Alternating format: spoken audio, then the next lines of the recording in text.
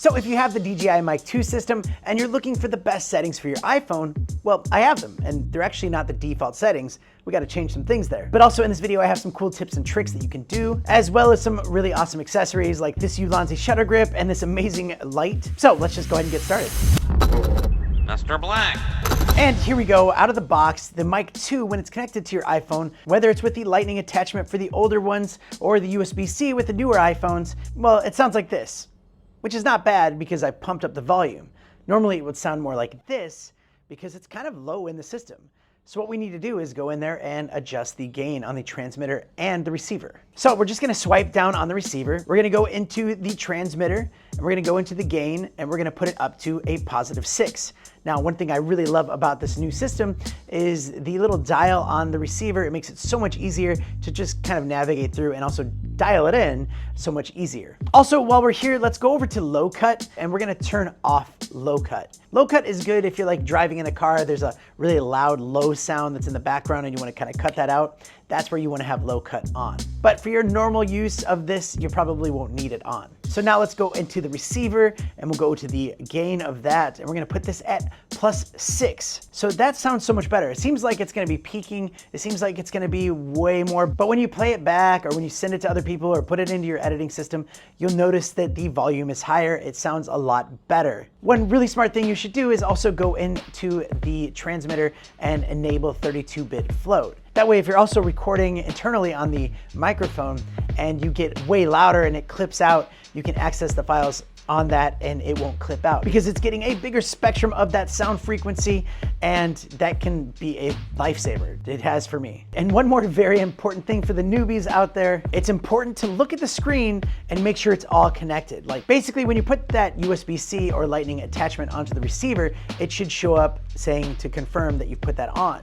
And then when you plug it into your device, it will let you know that it's plugged in and you can confirm that too. So make sure you see both of those things. Otherwise you could be recording the whole thing and you didn't even have it plugged in. Sometimes you might push the receiver into the phone a little bit harder and you make it come loose, or maybe it's not plugged in all the way. I suggest that you always keep a finger right here when plugging it in. It just ensures that it'll stay connected. And I'll be sure to put all of that information down in the description so you can check it out down there, plus links to some of the really cool accessories I'm about to show you. And real quick, if you like these kinds of videos about the DJI MIc 2, make sure you hit that like button. That lets YouTube know that you like that kind of stuff and they'll give you more of it. And if you're new to this channel, make sure to not be a stranger. Click that button right there and love to have you here. All right, so before I share some of those tips and tricks with you, I'm gonna show you some of this really cool gear from Ulanzi. This is the Ulanzi shutter grip. It's absolutely perfect for your phone and you don't have to have MagSafe or anything like that. It actually has this clamp that you can expand and put around your phone. And this basically transforms that phone into more like a DSLR camera because it has a grip on the side with a Bluetooth shutter button so you can hit record. You can also take photos as well. And this works great, especially if you like to switch between portrait or landscape quickly. And because the way you're holding it, it'll help keep your videos more steady in your hand. But also it has a screw thread at the bottom so you can attach it to a tripod. And speaking of tripod, they also have this really nice one right here. This is the MT16. It feels really nice in your hands. It's got the tripod legs and also has a little bit of a selfie stick aspect to it, which is the perfect height. So if you want to have this sitting at your table or desk to get a little bit higher up than like your laptop, it's just great for that. Also has a really nice ball head on the top where you can angle your shot exactly how you want, and has the cold shoe on the side so you can add some lights or other mics or things like that. I really like the dial here so you can easily screw it on to your phone mount or even the Ulanzi grip. So that's really nice. It's a great looking tripod. This is gonna be very useful. But I also wanna share with you this really cool light from Ulanzi. Now this is MagSafe, and now you have a key light on your phone. So you can actually shuffle through the different color tones right there. There's also a dial on it so you can change to different colors just like that, and a brightness dial so you can get it really, really bright. But it gets even cooler because you can lift this thing up and you can actually do a selfie mode shot so you have your light shining on you like that.